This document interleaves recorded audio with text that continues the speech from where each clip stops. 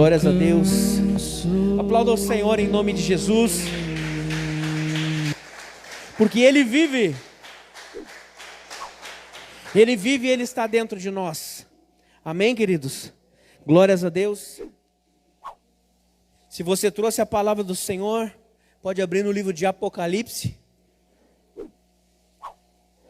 Se você trouxe a palavra no seu smartphone, ligue a palavra do Senhor no livro de Apocalipse, em nome de Jesus.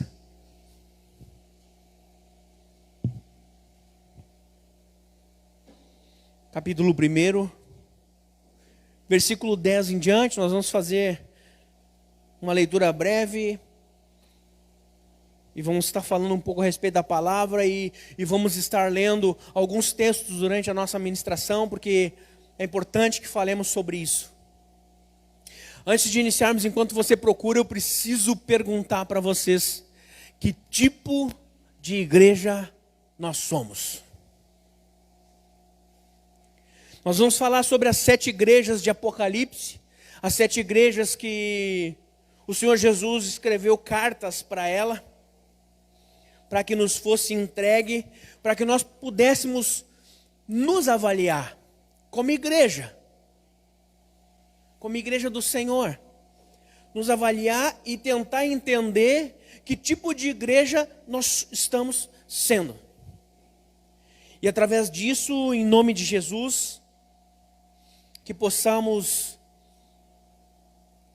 entender aquilo que Deus está falando, aquilo que Deus está fazendo, através das nossas vidas, em nome de Jesus. Eu só preciso, como falamos em ser igreja, só preciso deixar uma coisa clara a respeito de ser igreja.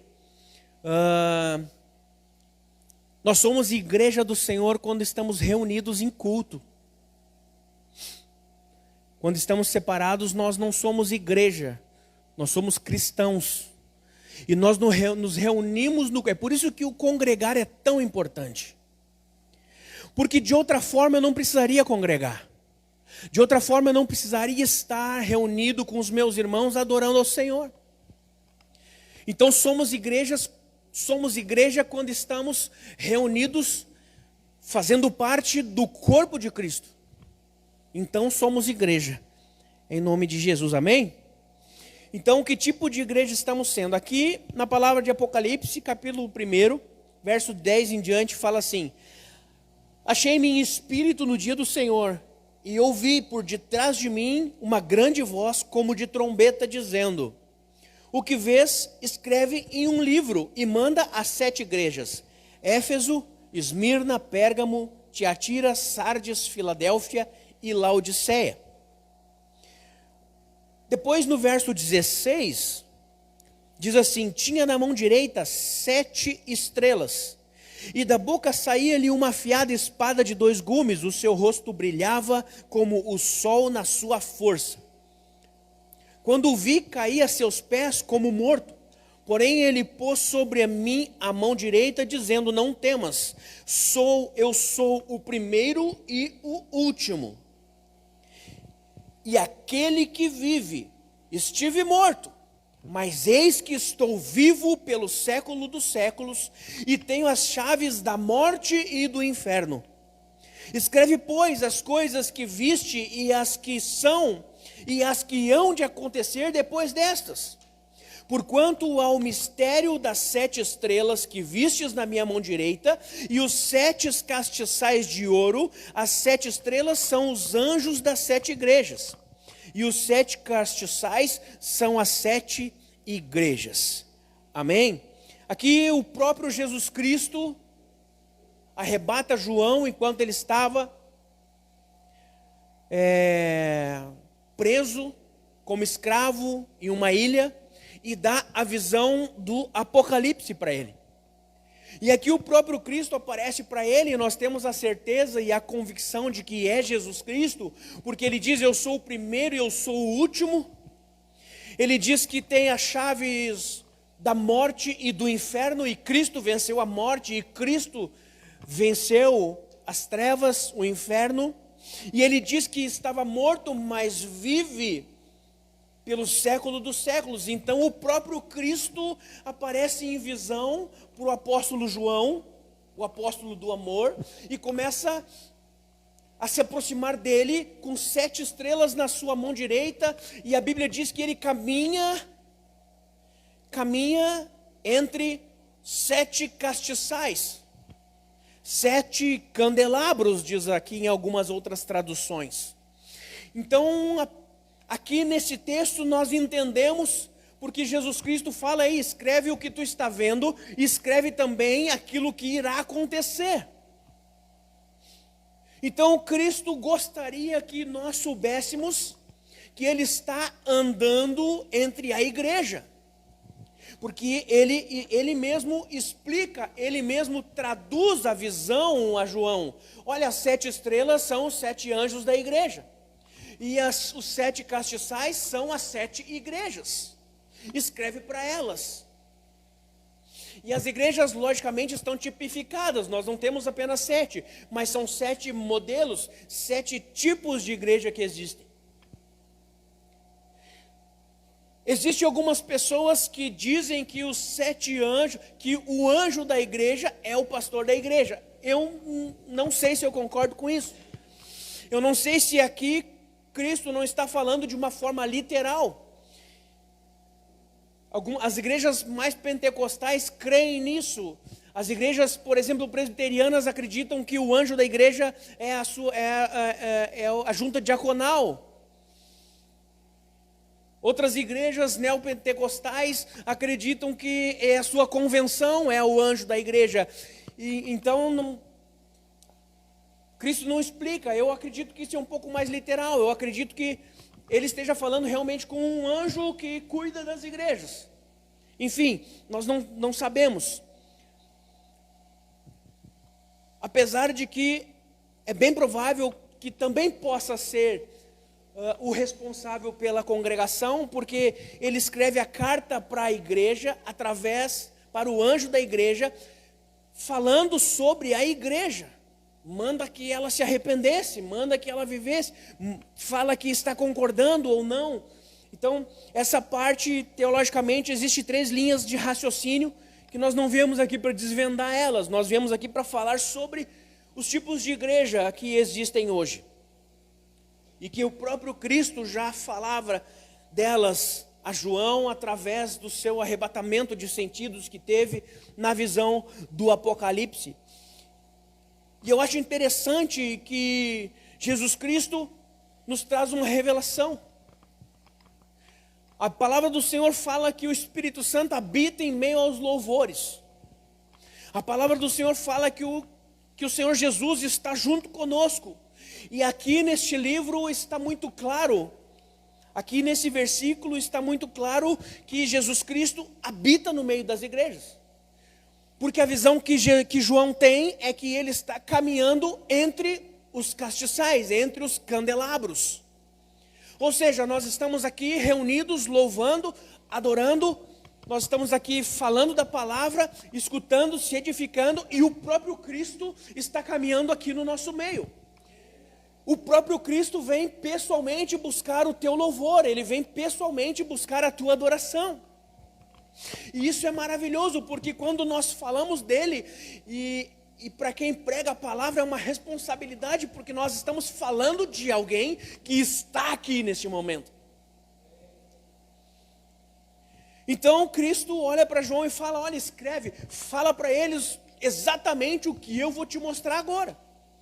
E a partir do capítulo 2, que inicia-se no verso 1, que ele está falando com a igreja de Éfeso.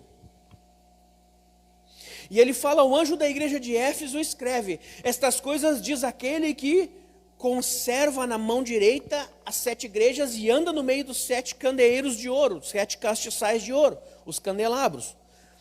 A partir do verso 2, ele envia a carta, conheço as tuas obras, tanto o teu trabalho como a tua perseverança, e que não podes suportar homens maus, e que puseste a prova os que a si mesmos se declaram apóstolos e não são, e os achastes mentirosos, E tens perseverança e suportaste provas por causa do meu nome, e não te deixaste esmorecer.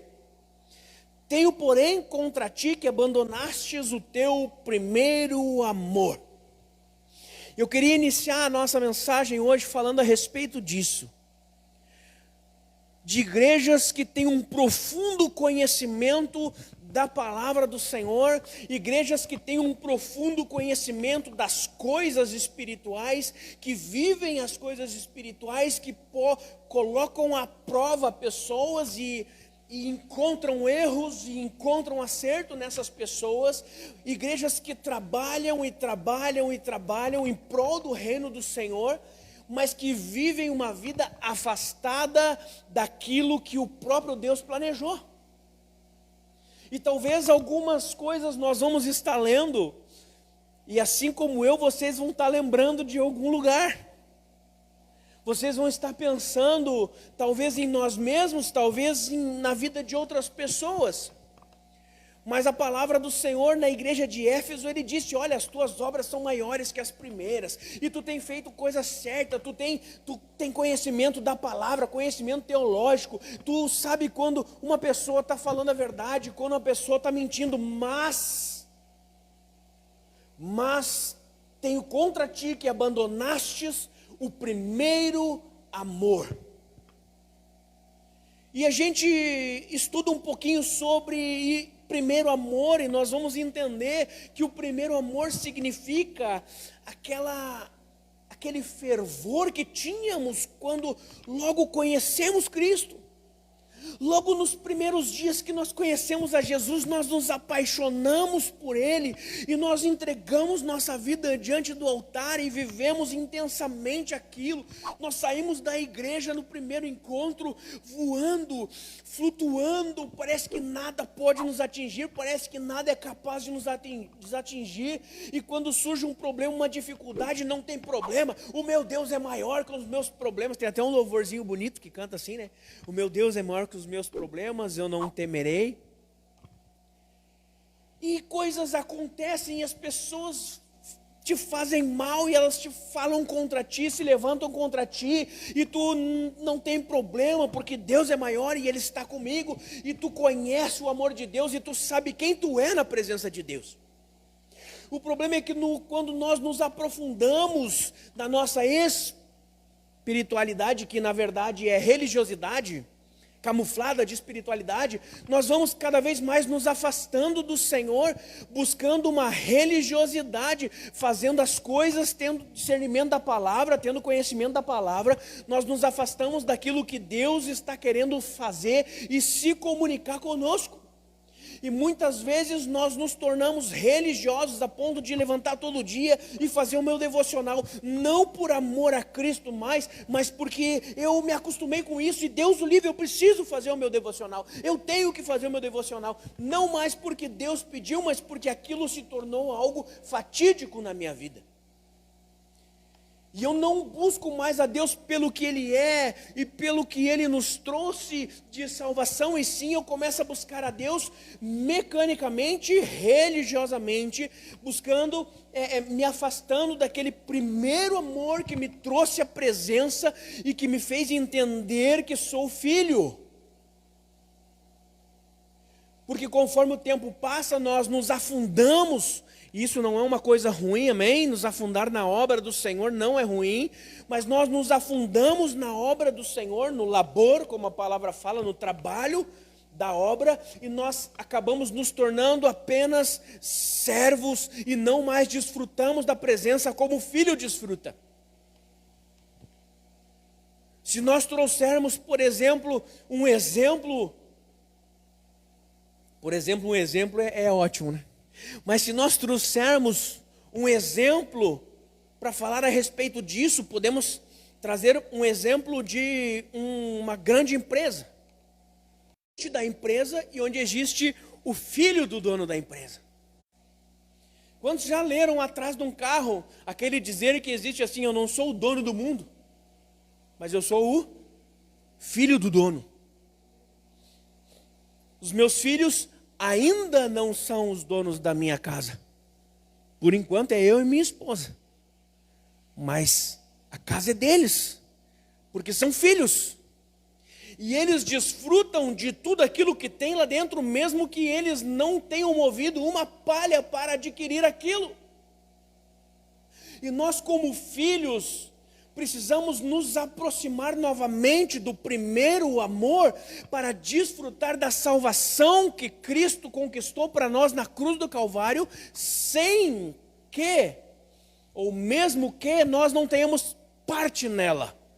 Mesmo que nós não tenhamos movido uma palha para merecer a salvação, como filhos de Deus, lavados e remidos no sangue do Cordeiro, desfrutamos da salvação, desfrutamos da presença de Deus, desfrutamos daquilo que Deus tem para nós, todos os momentos, e eu passo a voltar ao primeiro amor, aonde eu busco a presença de Deus simplesmente para estar com Ele, para senti-lo, para agradá-lo, para ouvir a voz do Pai amoroso que fala: ei, filho amado, em quem eu tenho prazer.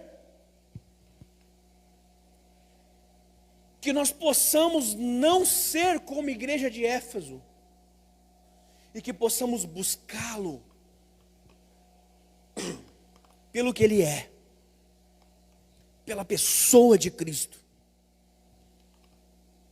não apenas por aquilo que Ele pode nos trazer de benefícios nessa terra, não apenas por aquilo que pode nos trazer de benefício, ou de poder para o nosso ministério. Não, que o nosso amor e a nossa busca seja por conhecer a Deus e entender que somos filhos e necessitamos do Pai.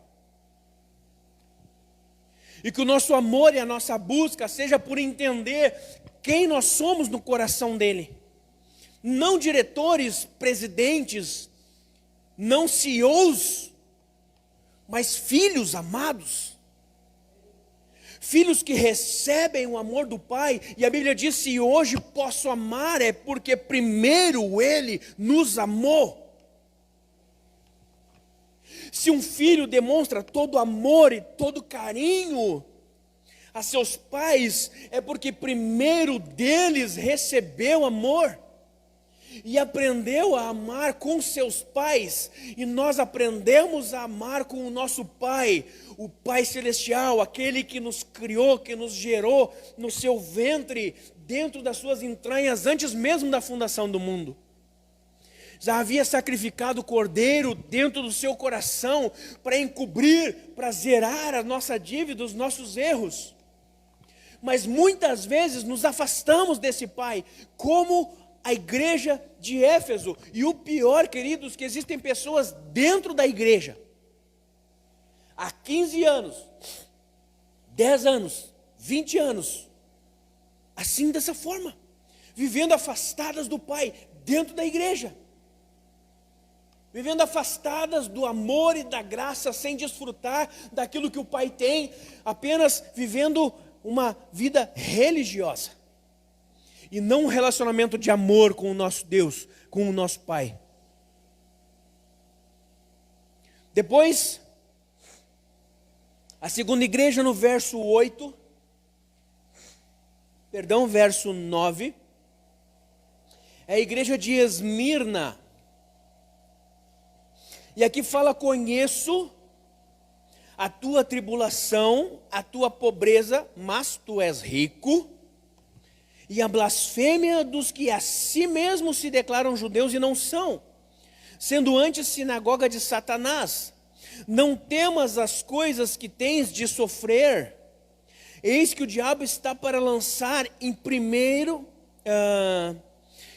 prisão alguns de vós, para ser dispostos a provas, e tereis tribulação de 10 dias.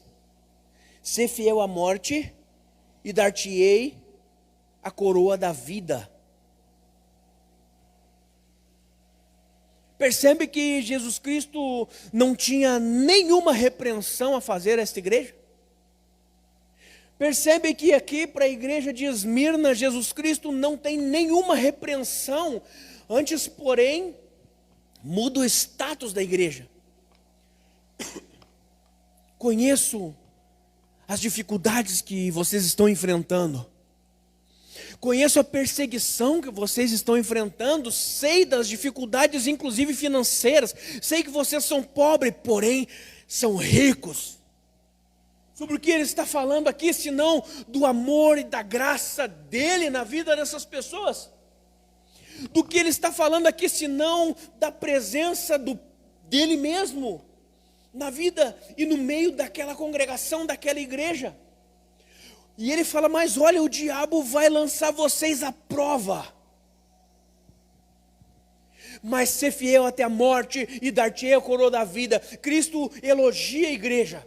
Fala que na verdade são ricos e de fato somos ricos. Quando o Senhor está conosco, de nada teremos falta. De nada teremos falta. Quantos aqui estão enfrentando tribulações? Eu acho que todo mundo pode levantar a mão e dizer que estão enfrentando tribulações. O que Jesus Cristo disse para a igreja de Esmirna: o diabo está para colocar vocês à prova. Ou seja, vocês serão provados. Busquem e procurem ser aprovados. Porque aquele que chegar no final e vencer, esse receberá a coroa da vida. Que possamos viver como a igreja de Esmirna. Mesmo na luta, na provação, na dificuldade, buscando a presença, o amor e a graça do Senhor. Ah, mas a prova está grande, pastor, mas não tem problema. Deus vai à frente, Deus está abrindo caminho, Deus está resolvendo as nossas dificuldades, os nossos problemas. É o Senhor que está provendo todos os dias a nossa mesa. Ser grato pelo que tem. E não haverá repreensão da parte de Deus para nossas vidas. Sejamos em nome de Jesus, sim, sempre querendo melhorar, buscar algo mais, ter ambição. Mas ter o entendimento de que não é isso que nos torna melhores, de que não é o que conquistamos ou aonde conseguimos ir que nos torna melhores ou mais santos, ou mais dignos. Embora não há ninguém digno nessa terra de receber a salvação. E graças a Deus ela é por meio da fé e não por meio da obra. Senão, meu irmão, vocês e eu estaríamos lascados. Lascados. Se a minha salvação, Deus é tão bom e me conhece tanto.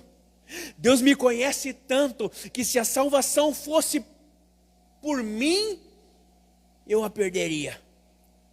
E por isso, Ele não atribui a salvação a mim, e atribui a salvação a Ele mesmo, que desceu a essa terra, viveu em santidade, e foi morto na cruz do Calvário, e ressuscitou, para que a fé nele nos trouxesse a salvação, e pudéssemos ser e viver como uma igreja rica na presença de Deus. Uma igreja que desfruta do amor, da graça, do poder e da salvação do nosso Senhor. A terceira igreja é a igreja de Pérgamo. Essa igreja o que Cristo fala para ela é fantástico. No verso 13 do capítulo 2 de Apocalipse fala: conheço o lugar em que habitas, onde está o trono de Satanás, e que conservas o meu nome e não negaste a minha fé. Ainda nos dias de Antipas, minha testemunha, meu fiel, o qual foi morto entre vós, onde Satanás habita. Cristo frisa 2 vezes que aqui em Pérgamo está o trono e a habitação de Satanás. Tenho todavia contra ti algumas coisas, porque tens aí os que sustentam a doutrina de Balaão, o qual ensinava Balaque a armar ciladas diante dos filhos de Israel, que comerem coisas sacrificadas aos ídolos e praticam a prostituição. Outros sim também tu tens as que, da mesma forma, sustentam a doutrina dos nicolaítas. Portanto, arrependa-te. Verso 16 tem um pouquinho mais. Mas ele acaba dizendo arrependa-te. Ou seja, Cristo inicia a repreensão dizendo, eu sei que onde vocês estão é complicado. Eu sei que o próprio Satanás habita aí no meio de vós. Eu sei que o trono dele está nessa cidade. Mas vocês aceitam no meio de vocês caluniadores, fofoqueiros e pessoas entregues à prostituição. Eu tenho contra vocês que aceitam e disseminam intrigas, doutrina de Balaão e prostituição. Doutrina de aceitam no meio de vocês sem repreensão, fofoqueiros, idólatras, contendas, dissensões. Que Deus nos livre de ser como essa igreja. Que Deus nos livre e nos mantenha na pureza e no amor que vivemos aqui.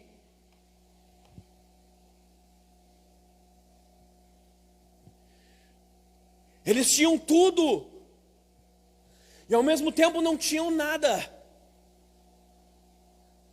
Às vezes somos assim nas nossas vidas. Dobramos nosso joelho no nosso quarto, saímos dali fazendo tudo errado. Pedimos ao Senhor que nos ame, que nos perdoe, que nos busque, e saímos dali e esquecemos completamente aquilo que pedimos ao Senhor, e saímos dali e já falamos do irmão, e já falamos dos pastores, dos obreiros da casa, e já reclamamos que está calor. Graças a Deus hoje não está muito. E eu reclamo que está calor, muitas vezes eu reclamo mesmo.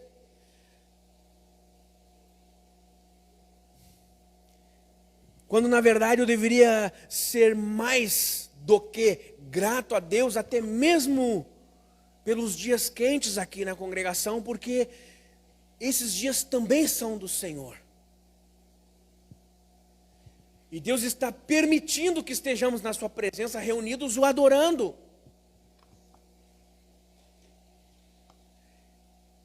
E queridos, quando nós ministramos a palavra, ela primeiro é para nós. E Deus, depois nós vamos ver numa das igrejas, que a palavra do Senhor fala que Deus corrige a quem ama. Acho que é a 7ª igreja última, ele fala isso. E quando Deus fala, quando eu li essa palavra hoje, eu me lembrei daquele dia que eu estava ministrando, eu estava pregando aqui, eu falei, meu Deus, que calor.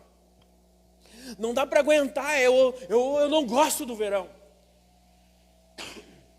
Eu até usei uma palavra mais forte do que essa. Quem lembra do dia que eu falei isso? Meu Deus.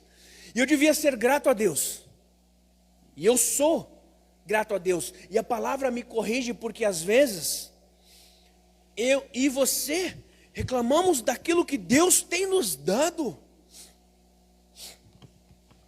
Daquilo que Deus tem permitido que venhamos a viver na sua presença, no seu amor. Pessoas que em outro momento, em outra hora, éramos, como Paulo disse, trapos de imundícia. Hoje somos cristãos honrados, lavados, remidos e reclamões. Não percebemos muitas vezes que o que temos é muito mais do que suficiente para nós viver. Depois a igreja de Tiatira, no verso 19, ele fala assim: conheço as tuas obras, o teu amor, a tua fé, o teu serviço, a tua perseverança e as tuas últimas obras, mais numerosas do que as primeiras. Tenho, porém, contra ti que tolerastes que esta mulher, Jezabel, que a si mesma se declara profetisa, não somente ensine, mas ainda seduz os meus servos a praticarem prostituição e a comerem coisas sacrificadas a ídolos. Isso não é literal, tá? Nós não, por mais seduzidos que possamos nos sentir, todos nós sabemos que não comeríamos coisas sacrificadas a ídolos, mas ele está falando do que ingerimos espiritualmente. E aqui, na igreja de Tiatira, as obras atuais eram ainda maiores do que as primeiras.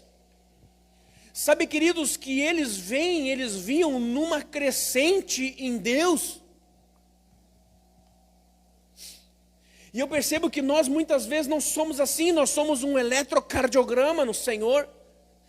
Estamos indo bem, daqui a pouco decaímos, esmorecemos e acontece algo e nós já novamente nos levantamos em Deus e ficamos assim, um eletrocardiograma na presença de Deus. Essa igreja não, essa igreja ela vinha crescendo e se fortalecendo, porém, pôde ser acusada por Cristo, porque permitiu falsa doutrina dentro da igreja.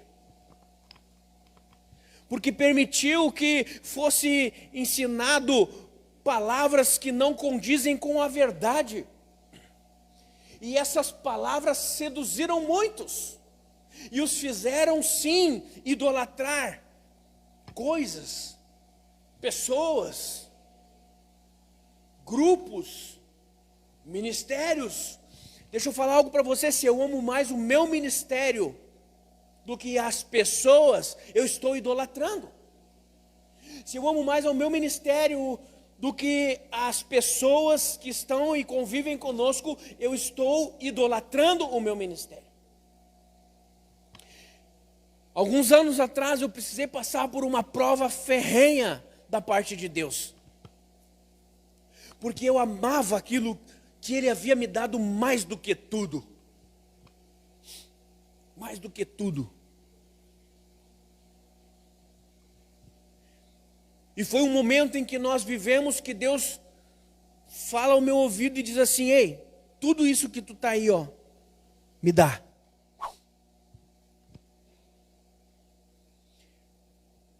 Algumas pessoas estavam conosco nessa época. E eu falei: Deus, se tu desejas, se tu queres, eu te entrego tudo. E recomeço do zero. Te entrego tudo. Volto a estudar. Busco fazer tudo diferente. Em oração. Entreguei. Passa-se 15 dias e Deus fala comigo de novo. Passa-se 15 dias e Deus fala comigo num culto em que nós estávamos assistindo, e a mensagem que foi trazida naquele culto foi Abraão e Isaac. E aí Deus, através de um filho, de um servo, diz assim: filho, tu entregou algo que era meu e Deus. Ninguém da volta sabia, e ele falou: olha, tu de coração tu entregou aquilo que ele te deu, mas ele providenciou o sacrifício. Não precisa matar o teu ministério. E Deus me colocou à prova, para saber se eu amava mais o meu ministério, a minha unção a pastor, ou a ele.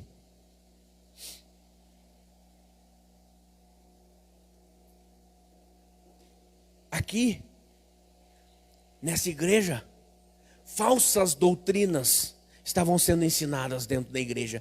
E as pessoas estavam idolatrando a homens e a mulheres, a profetas e profetisas. E aqui fala sobre Jezabel. Não, claro, Jezabel viveu no tempo de reis, muito antes de Cordeiro. Apocalipse é uma visão do que está por vir e do que está acontecendo hoje.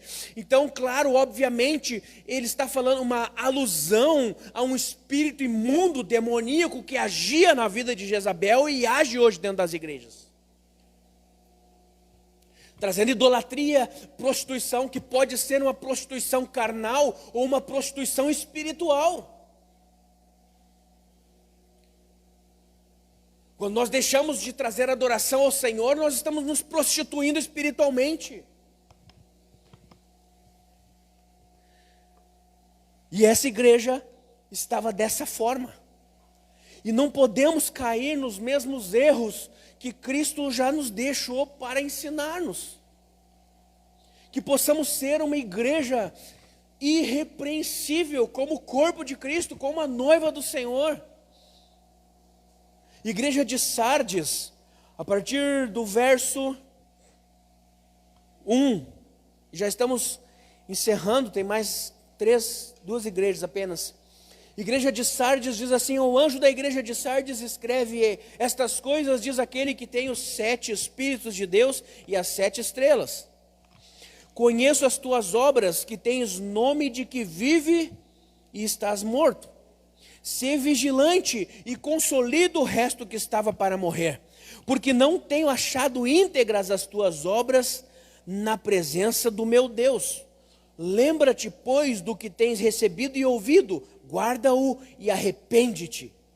Porquanto, se não vigiardes, virei como ladrão e não conhecerás de modo algum em que hora virei contra ti. Essa igreja, a igreja de Sardes, estava completamente perdida. Aqui Cristo não acha nada que possa ser elogiável na igreja, apenas que se desviou, e que até mesmo as obras que a igreja estava praticando não eram íntegras. Até mesmo as obras que a igreja estava praticando já não eram mais íntegras, e sim corruptas. E sim obras que foram completamente reprovadas por Deus. Sabe, amados, que chegará o grande dia do Senhor, chegará o grande dia do Senhor, em que haverá o segundo julgamento. Quem sabe disso, nós já falamos aqui na igreja. Haverá o segundo julgamento. O primeiro julgamento é o dia em que o Senhor Jesus julga quem será salvo e quem não será salvo. E aí haverá um segundo julgamento que definirá o galardão.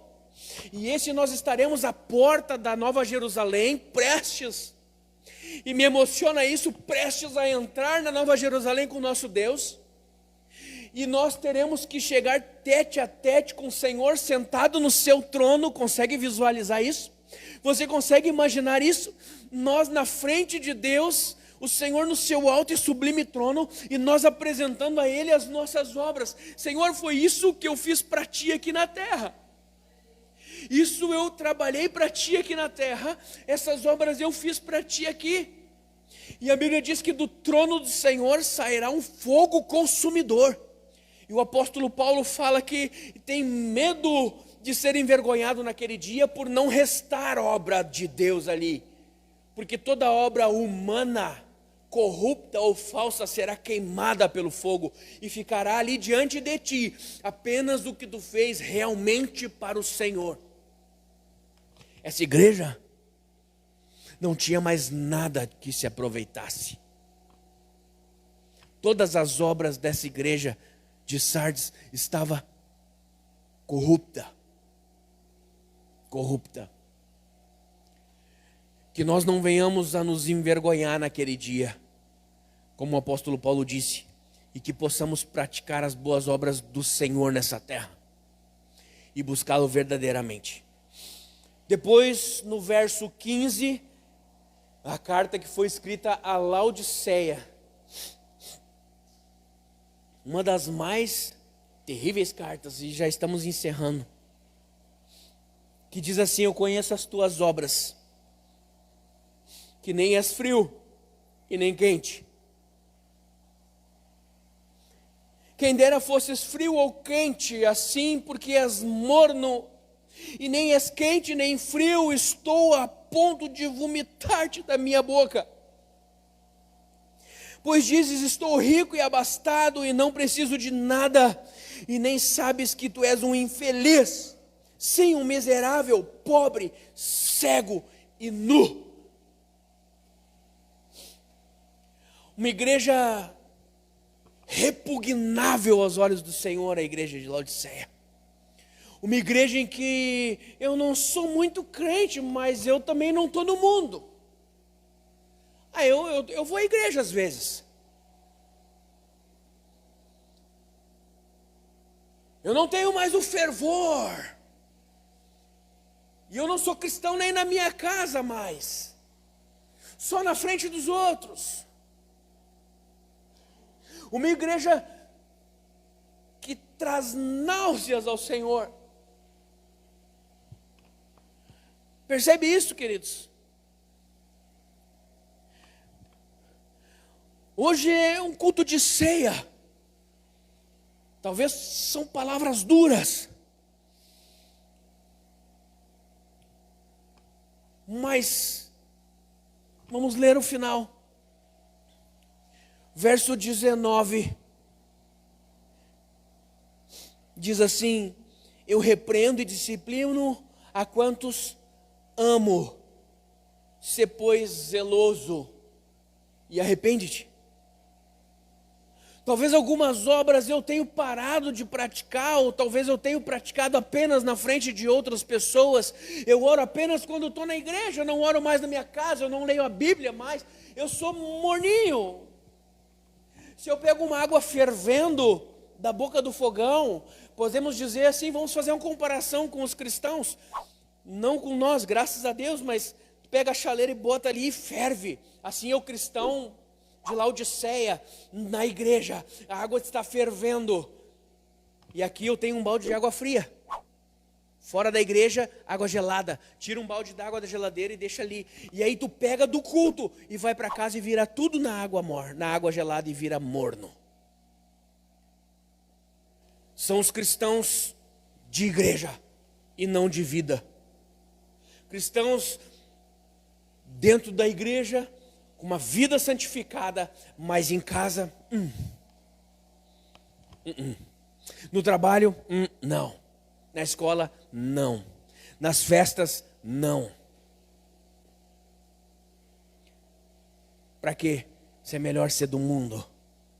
Ah, mas na igreja? Não, na igreja eu sou fiel, fervoroso. Não, amados. A igreja é uma extensão da nossa casa. E a nossa casa é uma extensão da igreja. E para encerrar o verso 20, e o mais importante da noite, diz assim: eis que estou à porta e bato. Se alguém ouvir a minha voz e abrir a porta, entrarei em sua casa e cearei com ele e ele comigo. Ou seja, não importa que tipo de igreja estamos sendo, não importa o tipo de igreja que estamos vivendo, sempre tem uma palavra que diz: arrependa-te e viva. E Cristo aqui diz que está à porta e bate. Quem está à porta está do lado de fora. Nós precisamos abrir a porta da nossa igreja, da nossa casa, do nosso coração, para que Ele possa entrar e cear conosco e nós com Ele. Sabe o que essa palavra cear quer dizer? Intimidade. Intimidade. A palavra de Deus fala que na época, na cultura judaica, nós viemos, nossa fé judaico-cristã, na cultura judaica só comia contigo, seja café, seja jantar, seja uma reunião, só comia contigo quem tinha intimidade contigo. Então Jesus Cristo não está dizendo que Ele vai sentar e vai comer com a gente, Ele está dizendo que Ele vai entrar na nossa casa e vai ter comunhão, e vai ter intimidade conosco. É isso que Ele está fazendo. Ei, eu estou batendo na porta, abre a porta e me deixa entrar, para que nós possamos ter comunhão e intimidade. Vivamos uma vida de intimidade com Deus. Buscamos as velhas obras, buscamos o primeiro amor, buscamos. Quem lembra? Quem aqui é cristão há mais de um ano? Acho que tem um monte de gente, né? Um ano, nem vou falar mais, tá? 5, 10, 15, 20, 30, 35, não vou falar. Mas você lembra como éramos na conversão? Como éramos, sabe? Uma situação, tu vê alguém triste no teu trabalho, querido, Jesus te ama, Ele tem o melhor para ti, e aquela pessoa já sai animada, e tu já sai regozijante. Hoje tu vê uma pessoa triste no trabalho, tu dá um tapinha nas costas e diz: vai melhorar. E perdemos a oportunidade de evangelizar aquela vida, porque nós não vivemos mais o primeiro amor. Perdemos a oportunidade de evangelizar aquela vida. Que não sejamos mais assim, que possamos ser como a igreja irrepreensível. Olha, eu conheço que mesmo nas dificuldades, tu tens me honrado. Mesmo quando tu diz assim, eu sou tão pequeno, tão incapaz, tão pobre, tu és rico, tu és grande, tu és forte, tu és capaz, porque quem nos traz riqueza e capacitação e força é o Senhor, não é a força do nosso braço. Não vou lá, vou falar. Não vou lá porque ele não tem a manha. Glória a Deus que nós não temos a manha, porque é o Senhor que opera tudo em todos. É o Senhor que opera tudo em todos, e nós temos que ter um entendimento disso. Quando nós cairmos no erro de pensar que é nós que somos, nós que fazemos, nós que sabemos, estamos frios, mornos, repugnáveis diante de Deus. Repugnáveis. Mas não, Deus, eu não consigo, eu não sei, me capacita, me ajuda e fala conosco, fala através de nós. Fala através de nós. Esse é o pensamento que nós temos que ter todos os dias quando acordamos, todos os dias quando deitamos. Faz através de mim, porque eu não consigo sozinho. Sou falho, sou pecador, e às vezes nem sei o que eu estou fazendo. Mas o que eu sei é que o Senhor está operando através de nós. O Senhor está operando através da tua vida. Não sei fazer, pastor. O Senhor está operando através da tua vida. Não estou pronto e nunca vai estar, porque Deus capacita quem escolhe. Ele não escolhe quem se capacitou.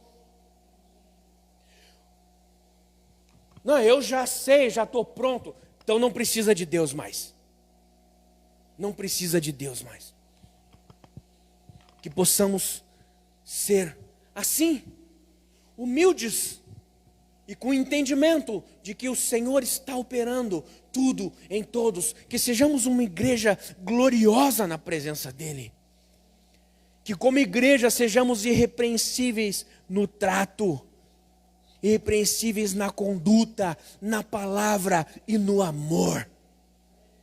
No amor uns com os outros, na preocupação, na dificuldade. Que possamos ser irrepreensíveis no amor, em nome de Jesus. Eu quero orar contigo. Se você pudesse, coloque de pé, vamos orar e já vamos passar para a liturgia da ceia. E eu já vou falar, nós vamos passar uns 15 minutos hoje.